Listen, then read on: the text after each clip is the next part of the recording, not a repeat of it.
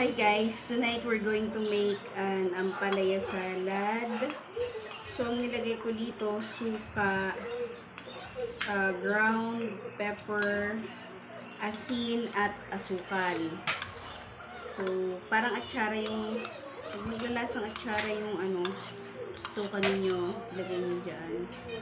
Transfer natin sa bowl.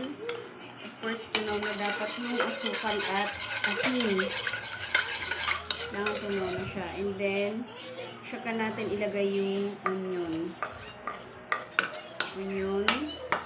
And then, kamatis. Kamatis yan. Konti lang kasi yung ginawa ko. And then, yung ampalaya, ibinabad ko lang ito sa hot water. Tapos, inahon ko din agad. Okay. So, there. Salad ampalaya. So, yan. Sige na to. Halo-halo lang natin konti. Yan. So, the more na nabababot siya, the more na sasarap. Okay. Okay. Tara, kain tayo. Sarap!